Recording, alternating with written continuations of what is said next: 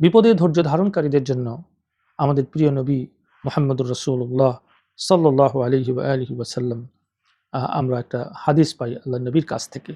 সেই হাদিসটা হচ্ছে এই যে উম্মে সালামা রাদিয়াল্লাহু আনহা তার থেকে বর্ণিত হয়েছে, তিনি বলেন যে রাসূল করিম সাল্লাল্লাহু আলাইহি ওয়াসাল্লামকে তিনি বলতে শুনেছেন, আল্লাহ নবী বলেছেন, মা মিন আবদিন তুসিবুহু মুসিবাতুন, কোন বান্দার জীবনে যখন মুসিবত আসে, ফায়াকুলু, তখন সে বলে, ইন্না লিল্লাহি ওয়া ইন্না ইলাইহি রাজিউন, আমরা নিশ্চয়ই আল্লাহর এবং আমাদেরকে তারই কাছে ফিরে যেতে হবে।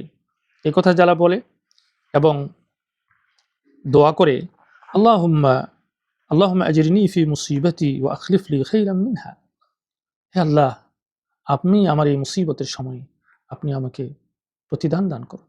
আমি এই মুসিবতে ধৈর্য ধারণ করছি, আল্লাহ আপনি এর উত্তম প্রতিদান আমাকে দান করুন, এবং আমার যেটা চলে গেছে আমার জীবন থেকে, আমি যেটা হারিয়েছি তার থেকে উত্তম কিছু আপনি আমাকে দান করেন। নবী করিম সাল্লাল্লাহু আলাইহি ওয়াসাল্লাম বান্দা যখন এইভাবে বলতে থাকে, ইন্না লিল্লাহি ওয়া ইন্না ইলাইহি রাজিউন, আল্লাহুম্মা আজরিনি ফি মুসিবাতি ওয়া আখলিফ লি খাইরাম মিনহা বলতে থাকে, তখন আল্লাহ পাক আজরাহুল্লাহু ফি মুসিবাতিহি, আল্লাহ পাক তার মুসিবতের সময় এই ধৈর্য ধারণের কারণে আল্লাহ পাক তাকে পুরস্কৃত করেন, এবং ওয়া আখলাফাহু খাইরাম মিনহা, তার কাছ থেকে যেটা হারিয়ে গেছে, যেটা তিনি হারিয়েছেন, আল্লাহ পাক তার থেকে উত্তম কিছু তাকে দান করেন।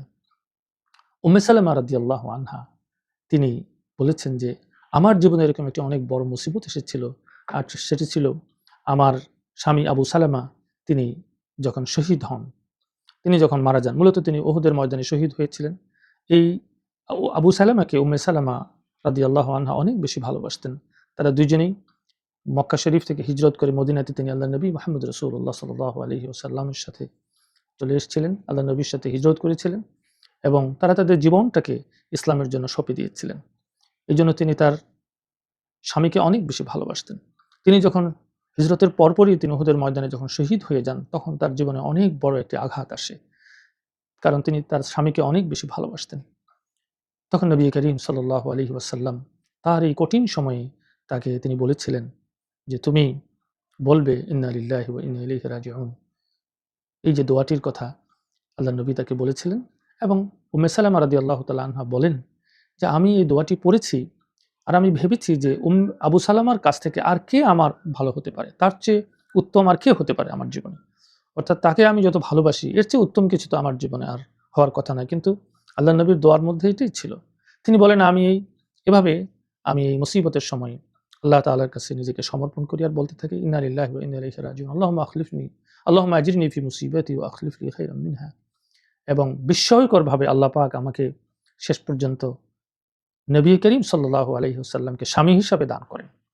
অর্থাৎ সত্যি যেটা তিনি কোনোদিন ভাবেননি, সে আল্লাহর নবী তাকে বিয়ে করেছিলেন পরবর্তীকালে, এবং তিনি তার জীবনকে ধন্য করেছিলেন উম্মে সালামা। এবং যখন তাকে বিয়ে করেছিলেন তখন তার বয়স হয়েছিল প্রায় 40 বছরের কাছাকাছি।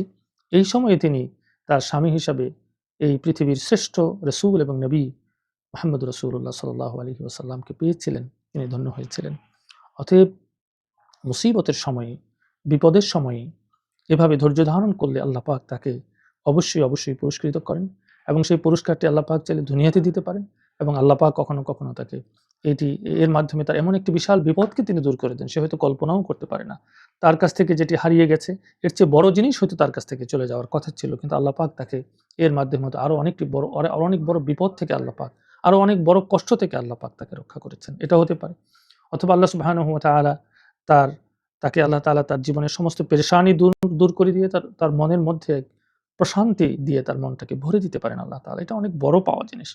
আরেকটা হচ্ছে পরকালে আল্লাহ তাআলার পক্ষ থেকে পুরস্কার পাওয়ার বিষয় রয়েছে। অতএব বিপদে ধৈর্য ধারণকারীদের জন্য আল্লাহ তাআলার পক্ষ থেকে বিশাল পুরস্কার রয়েছে। এজন্য বিপদে আপদে হতাশ না হই, কি হলো, কেন হলো, আমার জীবনেই কেন হলো, আরেকজনের কেন হচ্ছে না, যদি এটা করতাম তাহলে হয়তো এটা ঘটতো না, এই ধরনের নানান কথাবার্তা বলে নিজেকে পেরেশানির মধ্যে ফেলে না দিয়ে আমাদের বারবার আল্লাহ তাআলার কাছে নিজেদেরকে সঁপে দেওয়া উচিত এবং সবর করা উচিত, বলা উচিত, ইন্না লিল্লাহি ওয়া ইন্না ইলাইহি রাজিউন। এটুকুন আমাদের বলা উচিত, যে কোরআন শরীফে আছে। সেই সাথে যদি আমরা পারি তাহলে আমাদের আরেকটু যে দোয়ার অংশ আছে, আল্লাহুম্মা আজরিনি ফি মুসিবাতি ওয়া আখলিফ লি খাইরাম মিনহা, হে আল্লাহ, আপনি আমার মুসিবতের সময় আপনি আমাকে প্রতিদান দিন, এবং আমার যা হারিয়েছে তার চেয়ে উত্তম কিছু আমাকে দান করুন। এই কথাটি, এই দোয়াটি বারবার আমাদের পড়া উচিত।